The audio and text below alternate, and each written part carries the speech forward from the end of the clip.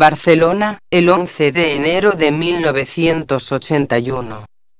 El contacto con lo superior. Vicente. Vamos a iniciar hoy un ciclo de 3 conferencias, mejor dicho charlas o conversaciones, para discutir conjuntamente todos aquellos aspectos que sean susceptibles de enriquecer nuestra conciencia. Todos estamos seguros, estamos convencidos y tenemos plena conciencia de que el mundo va hacia unos cauces peligrosos por muchas razones, no singularmente esotéricas, sino que por las apariencias y también por el sentido en que se mueve el mundo nos dan una noción de este cariz. Por lo tanto, cuando hablamos de enriquecer la conciencia estamos enfrentando el gran problema de la humanidad. ¿Pero cuál es el problema de la humanidad? El gran problema de la humanidad es el problema del hombre, y a menos que el hombre no se realice, no tome plena conciencia de su propia divinidad, el mundo no será enriquecido y estará sujeto como siempre a todas las perturbaciones de orden social, económico, religioso, político, etc. Entonces, en este plan de organización existe lo que podíamos definir como el contacto con lo superior. ¿Y qué quiere significar el contacto con lo superior? El contacto con aquellas regiones aparentemente inaccesibles de la naturaleza o dentro de nuestro propio ser, es el incentivo de la evolución, es lo que yo técnicamente definiría como destino. El destino, tal como yo lo veo, es actualmente la incapacidad que tiene el individuo de hacer aquello que realmente quiere y se ve obligado a hacer aquello que ve. ¿Se dan cuenta de la diferencia entre el querer y el ver? Bien, esotéricamente todo el proceso de la espiritualidad, todo cuanto tiene que ver con el sentido crítico de los valores espirituales, todo cuanto tenga que ver con el contacto del hombre con la jerarquía planetaria o con los miembros de la jerarquía planetaria, que deben ser iniciados estos contactos siempre con el contacto con el ser superior, el propio ser, es el fermento social del ciclo. Hablamos de la nueva era. ¿Qué es para nosotros la nueva era? Una situación astrológica, unas conjunciones misteriosas provenientes de allende los espacios siderales, más allá de las concepciones a las que hayamos podido llegar en nuestros estudios astrológicos o astronómicos. ¿Qué es una nueva era? Un gran iniciado de la jerarquía definió la nueva era como la capacidad que tiene el hombre de conquistar el fuego creador. Me refiero al maestro Kotumi. Esta afirmación la dio en el año 1918, en plena guerra europea, y al finalizar la misma, dijo: solamente el fuego puede quemar las escorias que están en la base de la humanidad. Es decir, estamos enfrentando el mismo problema que enfrentaba al discípulo de la era de Piscis y, seguramente, los discípulos que precedieron a los de la era de Piscis, los de Aries y todos los demás, porque la vida es una sucesión de acontecimientos y todo cuanto existe en la naturaleza es un hecho que ha quedado cristalizado en el tiempo. ¿Podemos vivir sin estar cristalizados en el tiempo?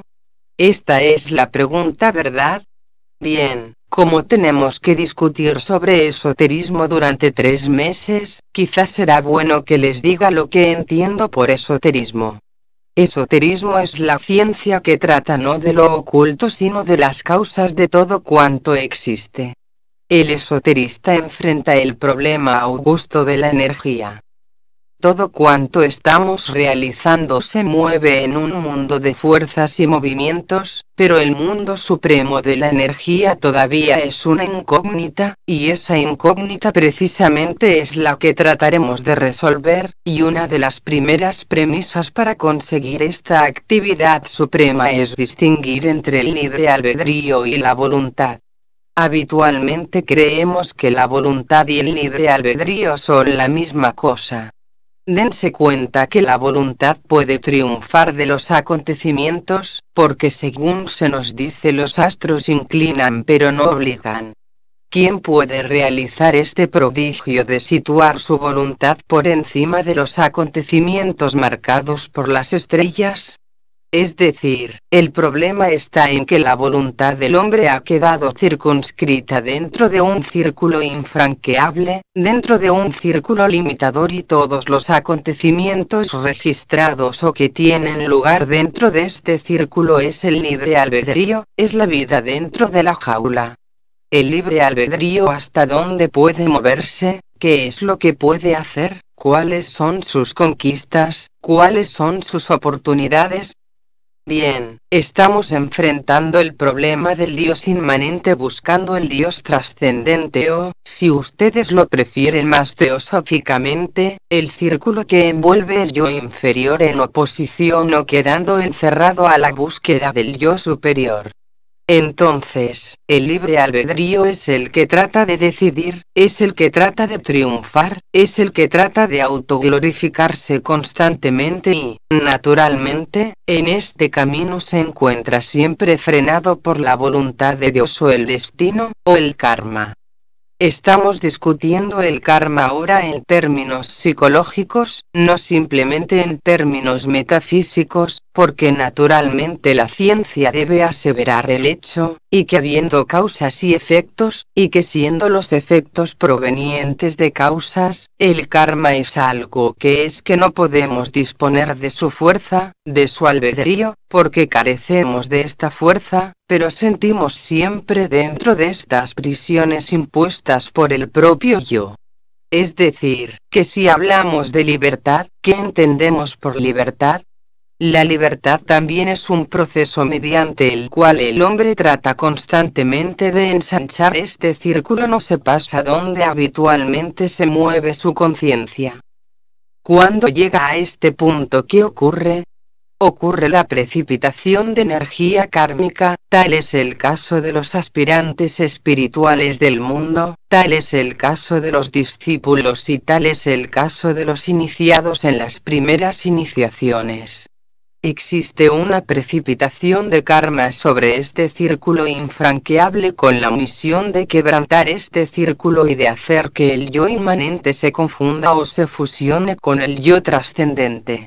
Más concretamente, que el yo inferior se transmute en el yo superior, porque el yo superior y el yo inferior son de la misma naturaleza. Entonces, hay que hablar de una ciencia de impresión, hay que hablar de una ciencia de contacto, siendo la técnica de impresión la que procura los campos magnéticos de los seres humanos, que hace que exista una simpatía o una antipatía que nos lleva de aquí para allá, buscando grupos de afinidad o personas de afinidad o lugares de afinidad, cuando todo en la naturaleza es afín a la gloria de Dios, y por lo tanto, hay siempre una cierta división entre una cosa y la otra.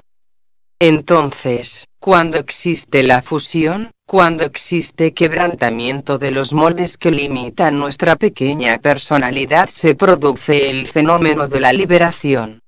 Cuando existe liberación se ha producido el hecho sintomático de que el libre albedrío se ha convertido en la propia voluntad de Dios, se terminaron los conflictos, no existe dolor, no existe soledad, no existe separatividad en el alma y la persona ve la vida desde la atalaya de la conciencia superior, y naturalmente, como en próximas conversaciones hablaremos de estos estados, el estado que va del simple aspirante devocional buscando la gloria de Dios, encerrado dentro del círculo infranqueable de su conciencia, pasando por el discipulado en todas sus fases, el discipulado en probación, el discipulado aceptado y el discípulo en el corazón del maestro que todos sabemos teosóficamente, hasta llegar al momento en que el hombre se convierte en el Prometeo de la vida, es decir, que es capaz de robar el fuego de Júpiter y llevarlo a los seres humanos, llevarlo a su propia conciencia, y a esto se le llama la transmutación del yo, se le llama la fusión del yo con el yo superior, Se le llama a esto también que el libre albedrío se ha desvanecido, ya no hay lucha, la mente ya no es solamente un motivo de conocimientos, ya no es una prisión que está dejando al hombre circunscrito al área de sí mismo, sino que es tan grande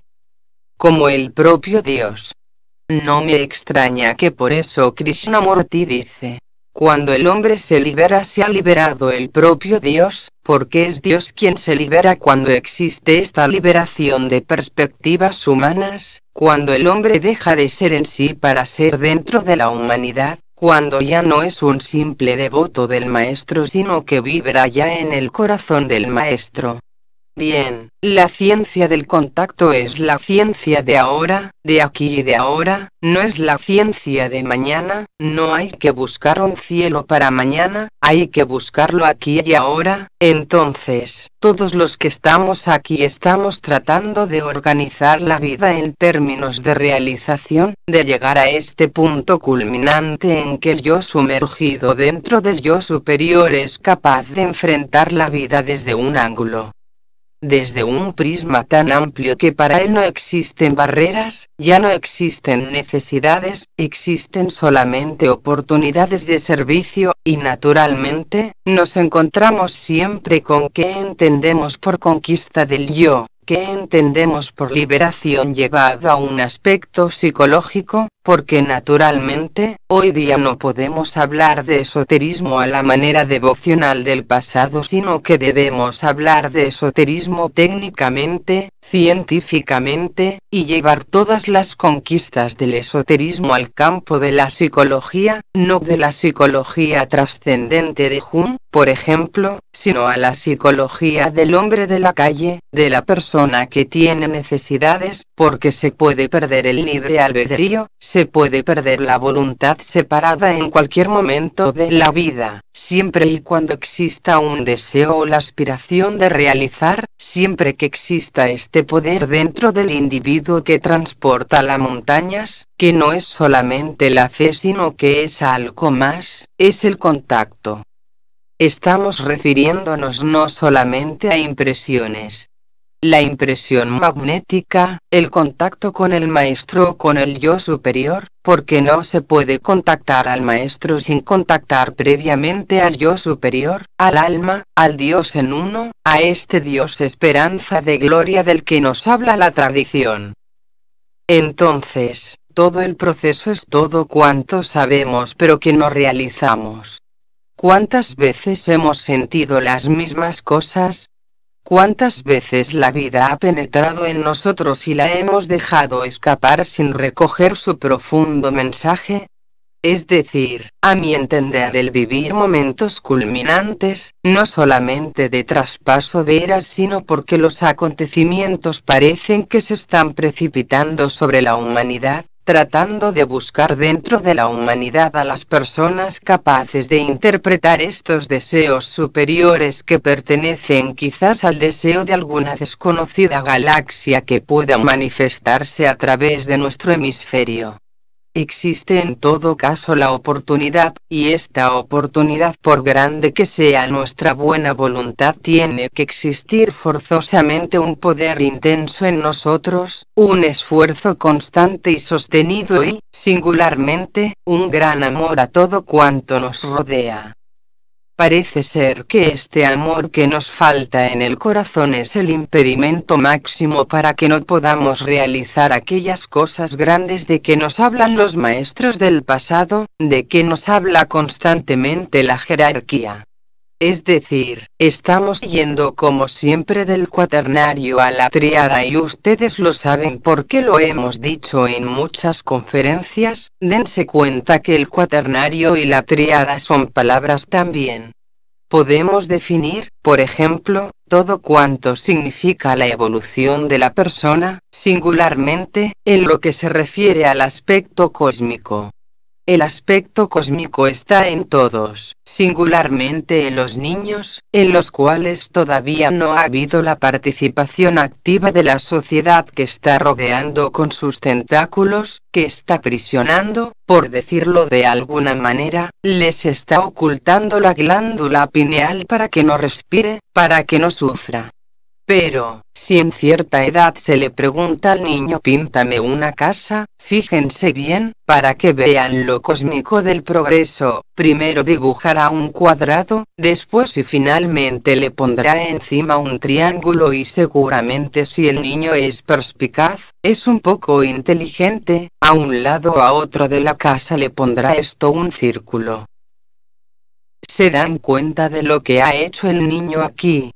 Ha dibujado el cuaternario, la tríada y la mónada, porque están en la base de la humanidad estas cosas, y todo cuanto hablamos, por ejemplo, del cuaternario es tan sencillo de comprender: el cuerpo físico, el cuerpo etérico, el cuerpo emocional y el cuerpo mental, el Atma, Buddhi y Manas, y finalmente la mónada constituyen una unidad indestructible. Y cuando hablamos de liberación es cuando el cuaternario pasando por este punto se ha convertido en la mónada. La mónada se ha convertido entonces en la vida de la respiración. Es decir, todo cuanto tenía que decirles, todo cuanto puede ser dicho de aquí a la eternidad se basa en estos aspectos geométricos, en el cuadrado, en el triángulo y en el círculo, hablando en términos de volumen en el hexágono, el hexaedro, el poliedro, la pirámide y la esfera. Vistos siempre desde un plano no simplemente conceptual, no simplemente formal o superficial, sino desde el ángulo de la cuarta dimensión. Bien, si nos damos cuenta de lo que el niño ha realizado cuando le dices pinta una casa, está resolviendo el problema del cosmos, porque esotéricamente, yendo a lo más profundo. Después quiero que ustedes hagan sus comentarios también yendo a lo más profundo. Tenemos lo que nos dicen los maestros, que el propio logo solar está dibujando lo mismo. Este es el universo del pasado, el cuaternario. Nuestro universo actual es la Tierra, y el universo del futuro del Logos es la esfera, es la figura perfecta. Se dice entonces que de la misma manera que el hombre integra sus vehículos, el Logos solar también integra sus vehículos, y siguiendo este orden de cosas también integra sus vehículos el Logos planetario, y todo es un conjunto no conceptual ni formal sino causal que hace que el hombre, Dios y el átomo sean la misma cosa. Y ahora espero que ustedes pregunten para ampliar más el contexto. Interlocutor. Eso del libre albedrío que ha dicho, si estamos tan limitados, ¿hasta qué punto somos responsables? Vicente. No es que seamos responsables, es que no podemos, es un proceso, y el proceso es que estamos situados. Bueno, dibuja algo en la pizarra, se puede comprender fácilmente que suponiendo hay que tener mucha imaginación para esto, que esto sea el universo o que sea la mente de Dios o que sea la vida de Dios y que nosotros somos esto, nuestro yo.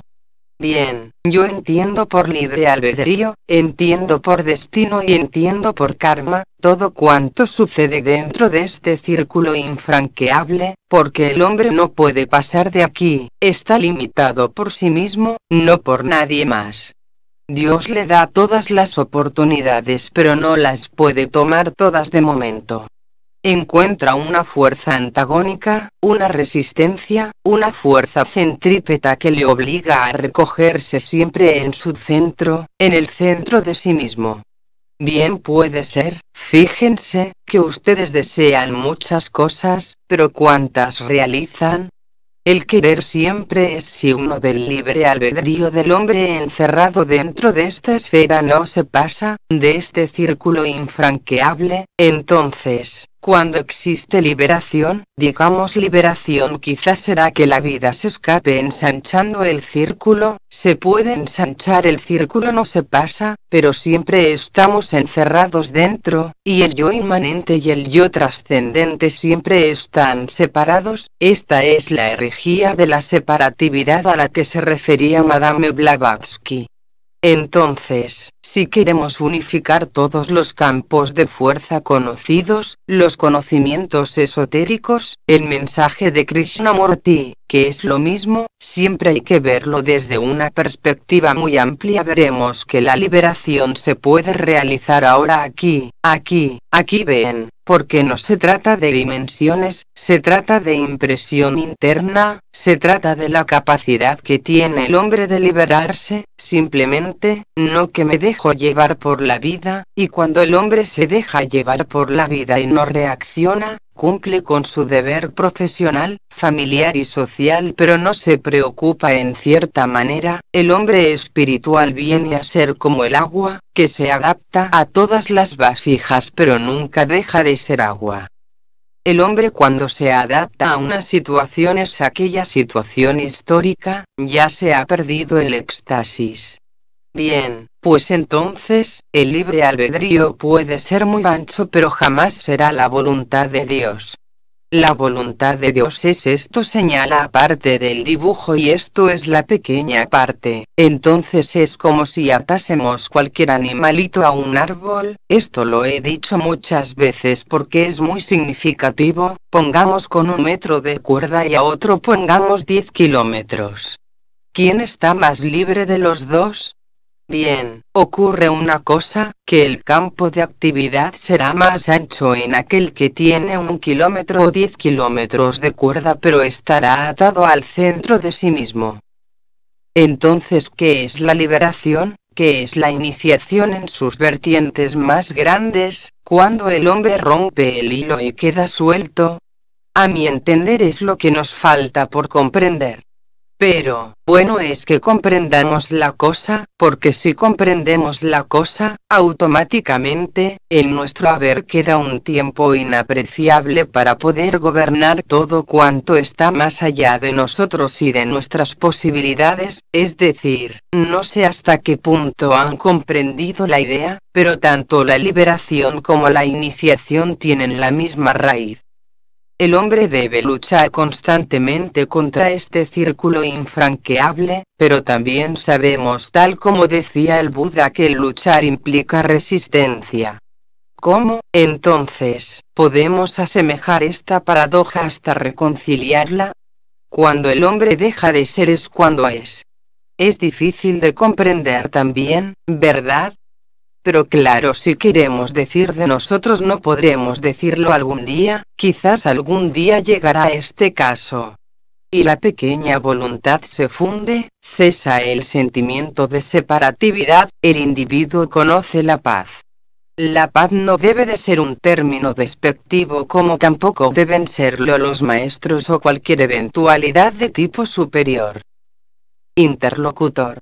Tú consideras que la Tierra es una jaula y cuando no es que nosotros nos liberamos, como tú dices, es cuando nos escapamos de la Tierra.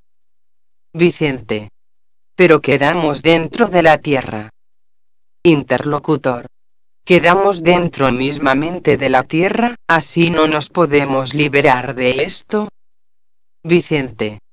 La liberación no es liberarse de una jaula más pequeña o más grande, porque por grande que sea la jaula estaremos presos. Lo que interesa es que no existan jaulas, y la persona que se libera de una jaula ahora y aquí, ya se libera del planeta Tierra, también de la jaula esta. Risas, hay que hacer la experiencia, es muy fácil liberarse. Interlocutor. Ha dicho usted que llega un momento en que Dios actúa en nuestro nombre, el momento en que dejamos ya de actuar nosotros, pero el ser humano ¿en qué punto llega a ser consciente de que Dios actúa en nosotros y no somos nosotros los que lo hacemos? Vicente. Bueno, esta cosa es un secreto iniciático. La persona es consciente de Dios realmente cuando ha adquirido la iniciación. Podemos hablar de la primera, segunda, tercera, y yo les voy a hablar de la iniciación en la tercera conversación y vamos a discutir lo que es la iniciación, cómo se verifica la iniciación, pero lo que interesa mayormente es cómo alcanzar la iniciación, cómo llegar a este punto. Y naturalmente lo estamos diciendo tratando de seguir porque resulta que la actividad interna del hombre, el deseo de liberación o la aspiración a lo superior está constantemente presionando dentro del círculo infranqueable de sí mismo, está tratando de buscar una apertura hacia el Dios trascendente o hacia la voluntad de Dios o hacia la mente de Dios. Entonces, no somos conscientes en tanto dura el esfuerzo, somos conscientes de Dios cuando se ha realizado el esfuerzo y en virtud del esfuerzo ha venido como consecuencia la introducción de Dios dentro de la pequeña apertura y nos ha llenado de su propia luz.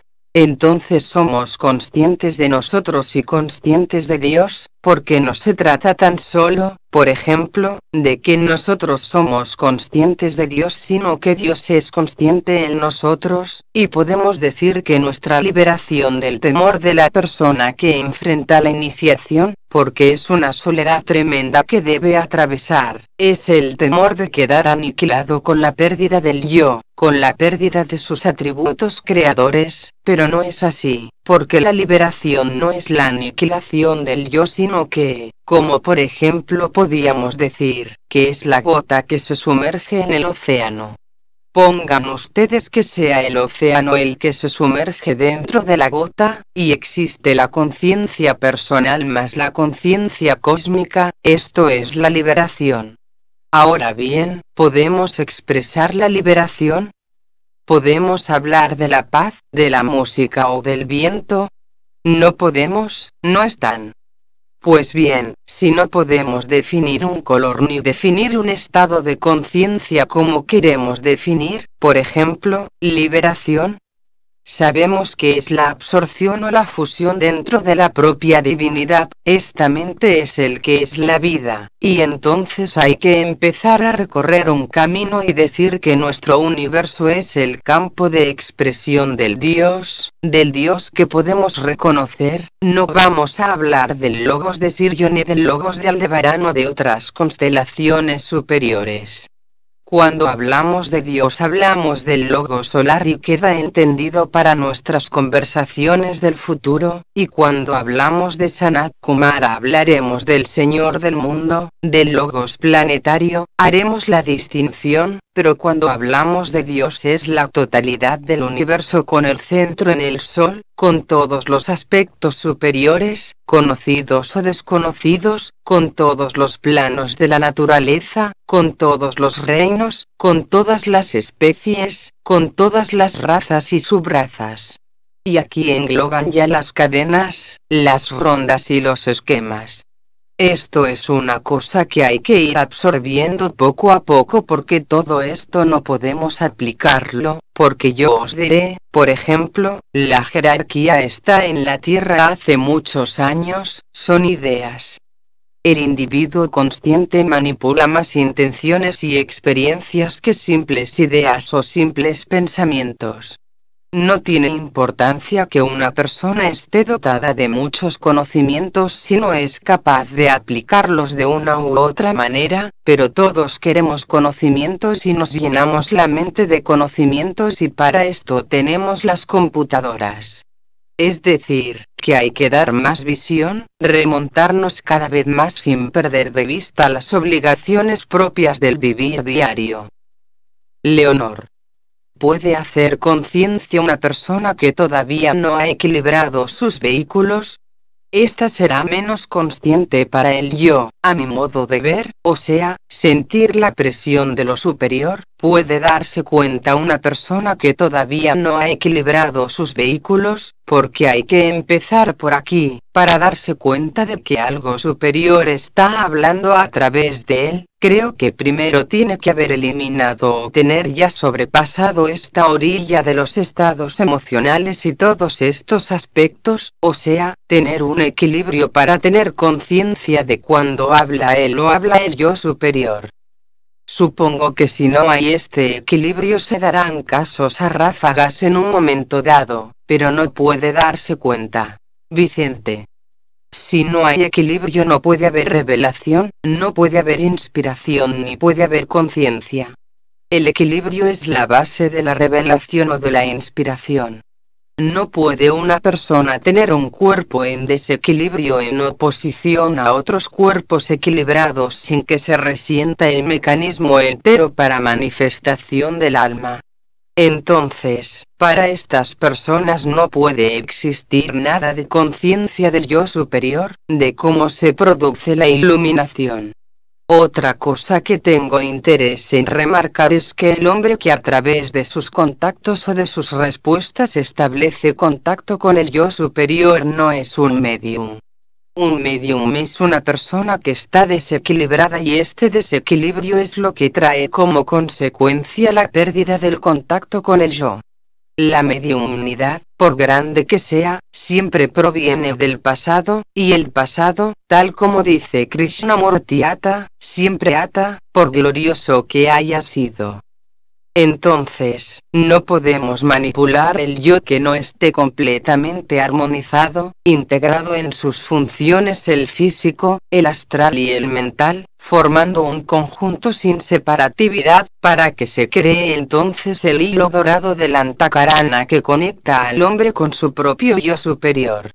Cuando existe esta tremenda armonía en el ser, entonces se produce el contacto, se establece la línea antakaránica, y la asiduidad de estos contactos produce como consecuencia la integridad espiritual del ser y a la larga produce la liberación, que es un proceso que hay que seguir con una atención infinita y con una paciencia todavía más infinita, porque se trata de resolver el problema de la vida, no el problema de un simple individuo que somos nosotros. Porque no somos nosotros solamente los que estamos empeñados en el proceso de la propia perfección, sino que es la propia divinidad, porque la divinidad está también evolucionando al compás que nosotros.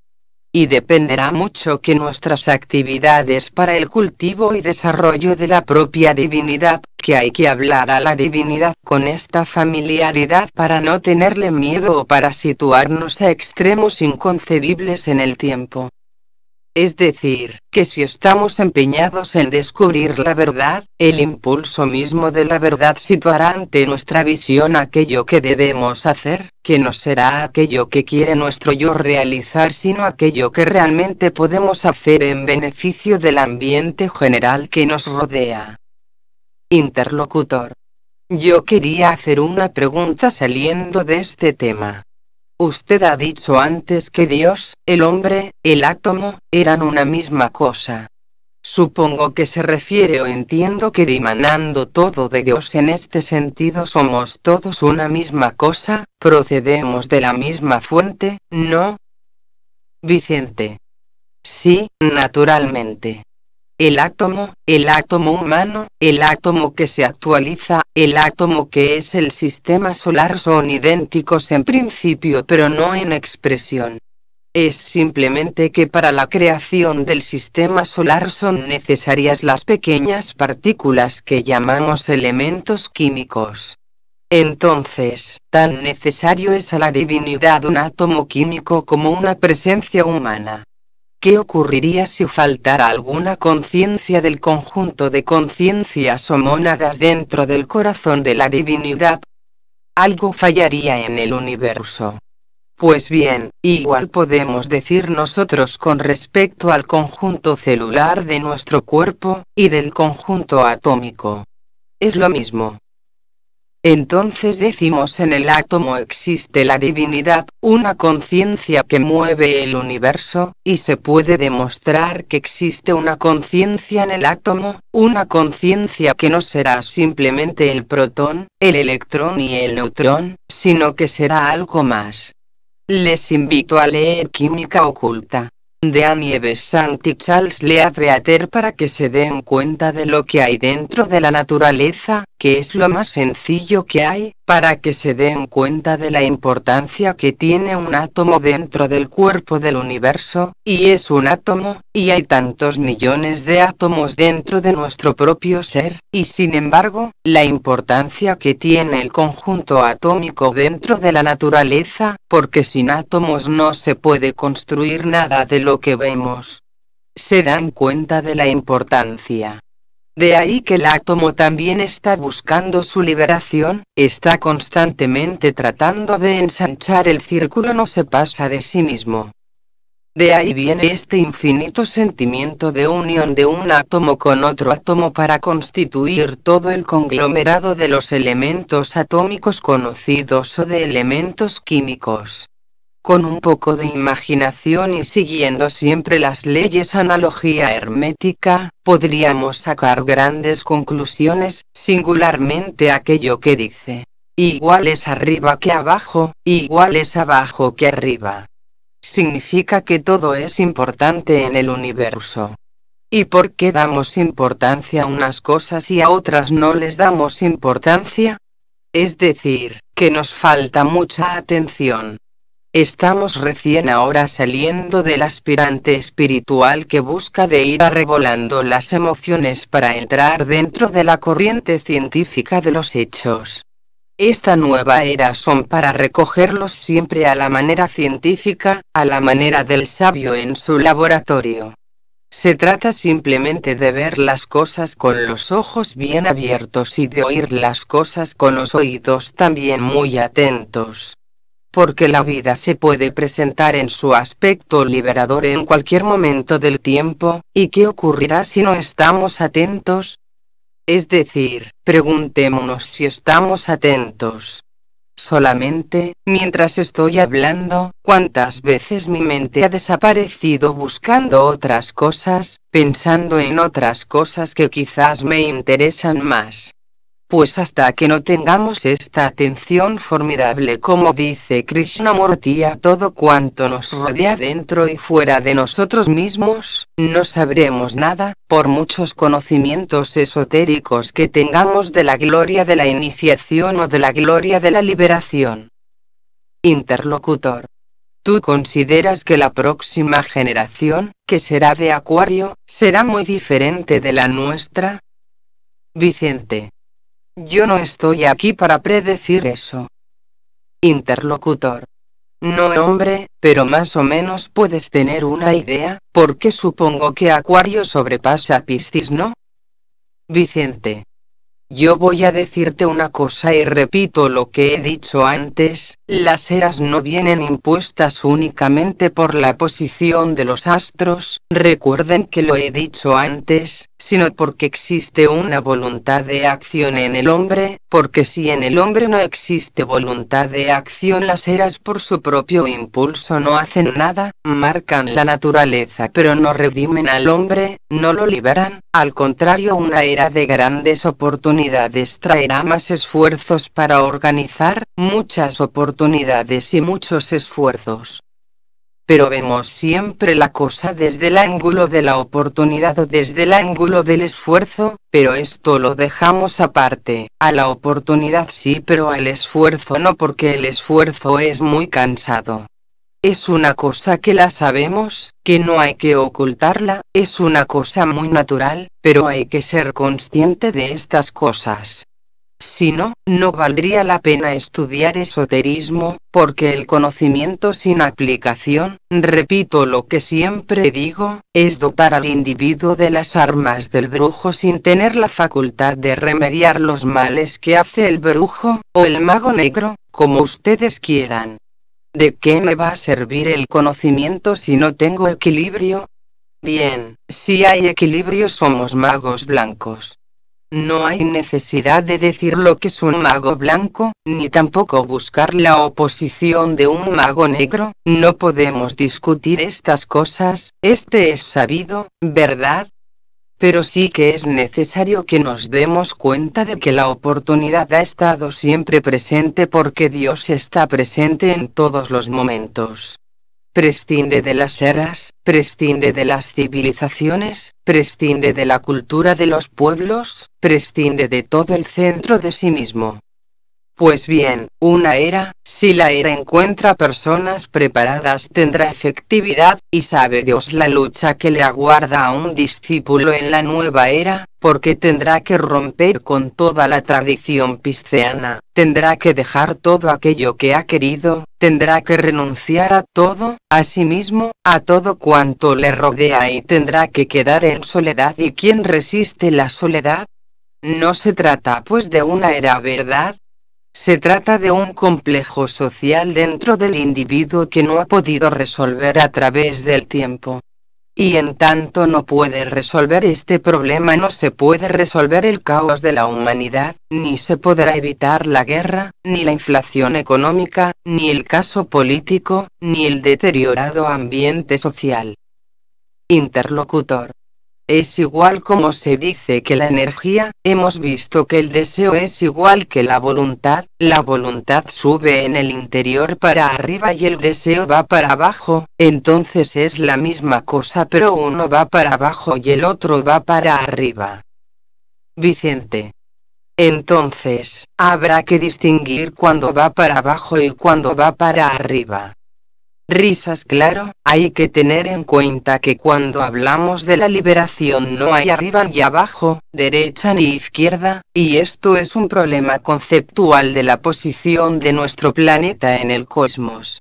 Si no estamos situados en el espacio, encontramos que nos vayamos a la cuarta dimensión sin nada aparente, no existen ni arriba ni abajo, ni derecha ni izquierda, ni adelante ni atrás. Existe solamente una cosa y es que palpita la vida. Observando todo no ves nada, pero ¿qué pasa? Hay que darse cuenta de lo que es la perspectiva. El hombre siempre está atado a sus propias perspectivas, a sus propias creencias, a sus propias limitaciones. Interlocutor.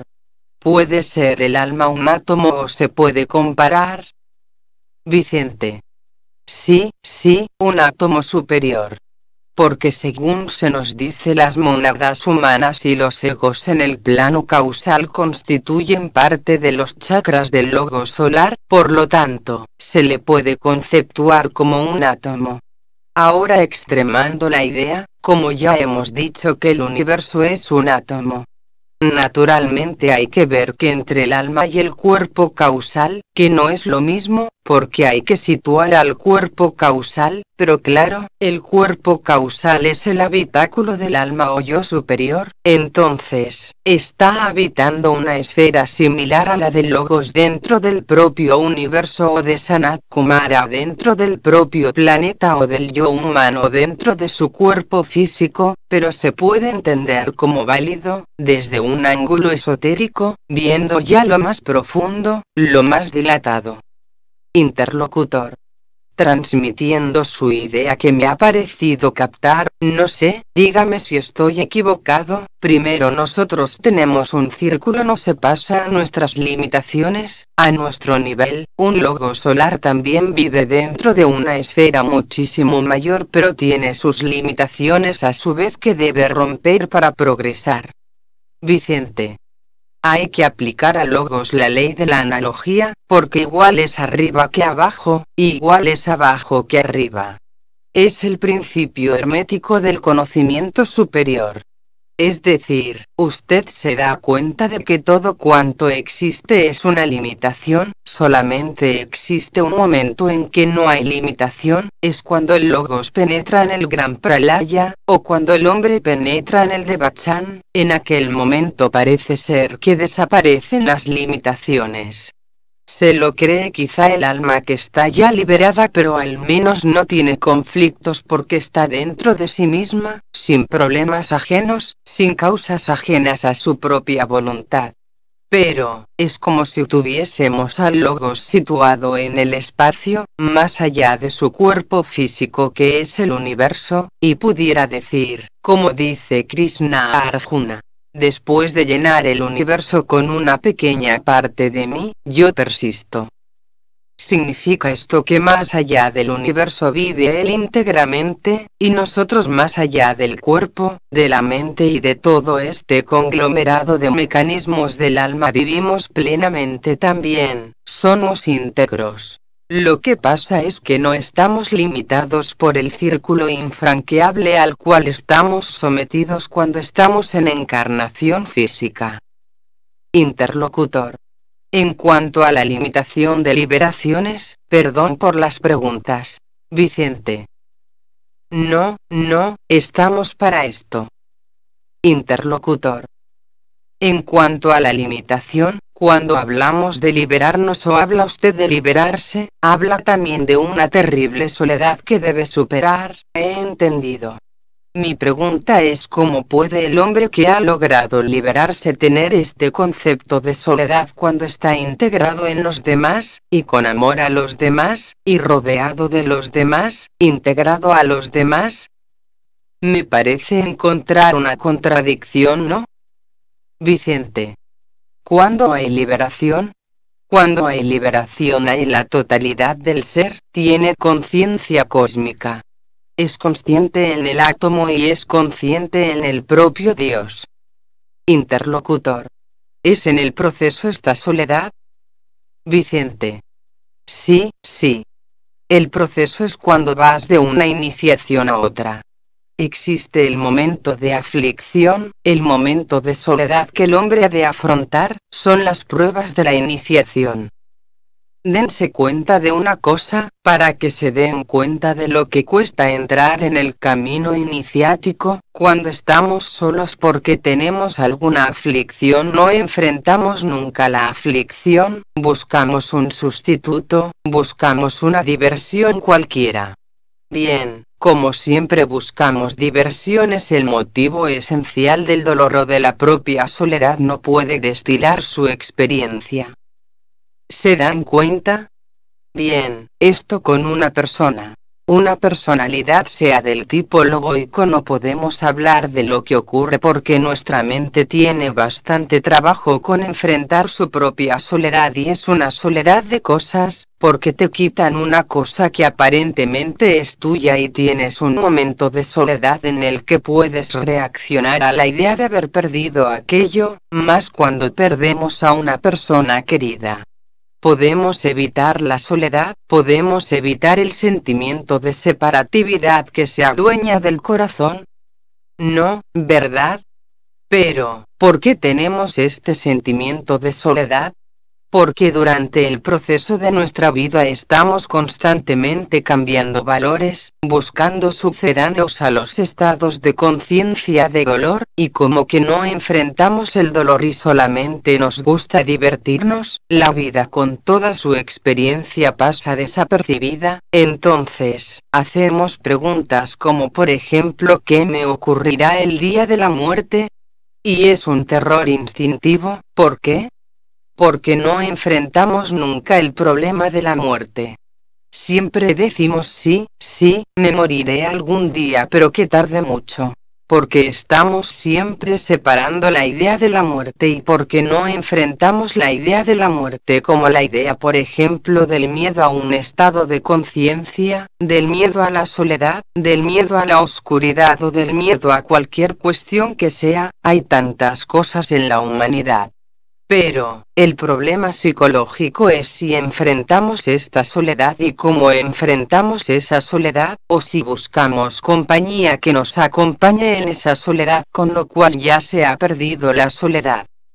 Es decir, hay una serie de preguntas de tipo psicológico que son las más importantes porque si nos atañe al pequeño yo encerrado dentro de una mente cualificada, hasta cierto punto, en un cuerpo emocional lleno de deseos y de emociones y un cuerpo físico la mayoría de las veces sin salud, entonces, ¿cómo podemos abarcar la tremenda incógnita de la muerte?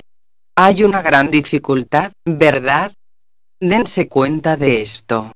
Es decir, que si somos conscientes, y para mí la conciencia tiene una amplia repercusión cósmica, iremos venciendo los esfuerzos del yo, no viviremos luchando o buscando disciplinas constantemente como estamos haciendo.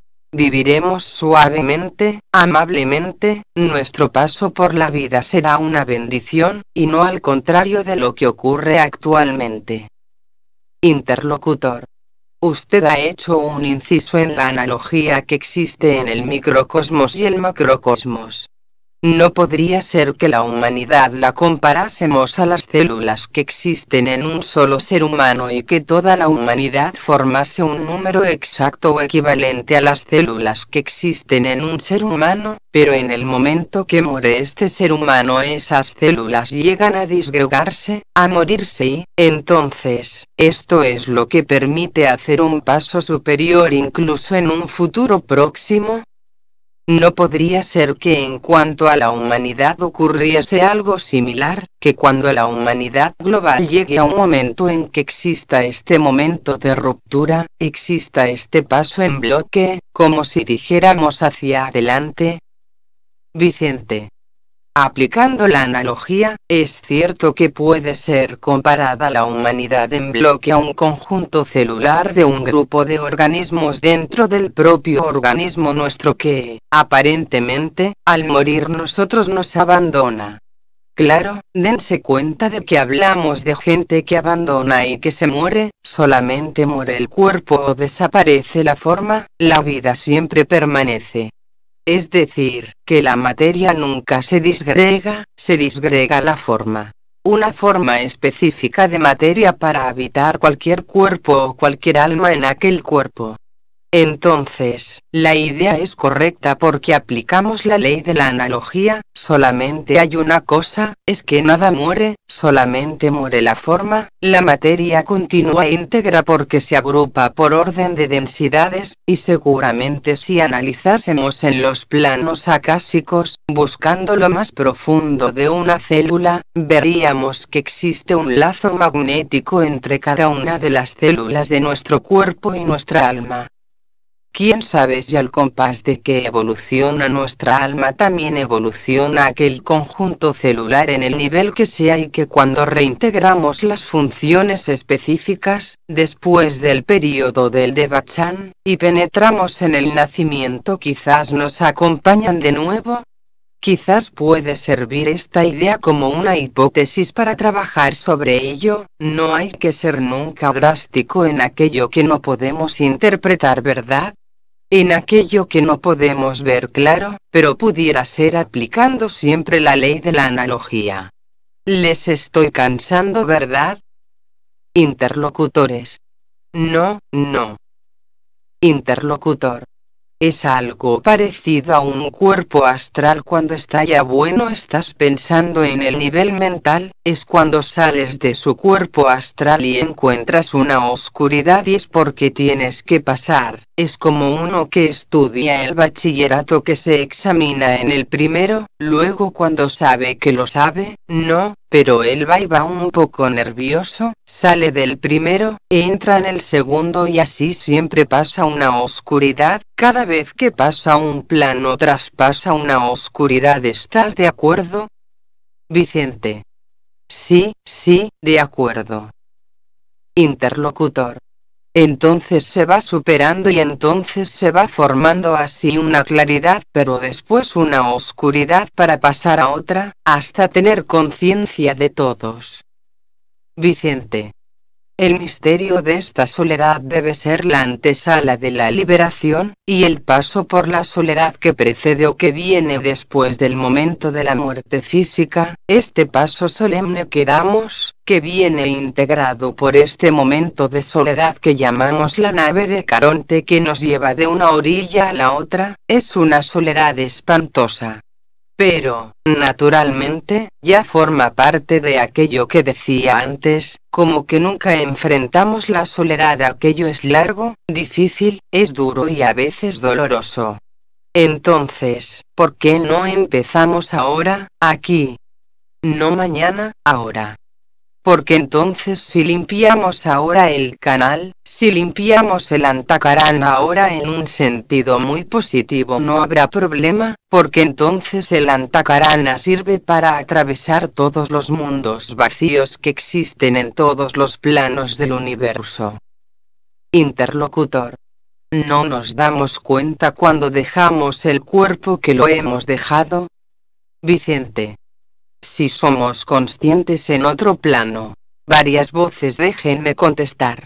Pero es que dense cuenta de algo, que queremos tener una conciencia astral sin tener una conciencia de lo que nos ocurre cada día, lo que decía antes, dense cuenta, una observación cuando están escuchando atentamente algo o les parece que escuchan atentamente algo, si son críticos, realmente críticos, ¿cuántas veces su mente ha desaparecido, ha quedado enmudecida por ejemplo? ¿Ha quedado en otra dirección?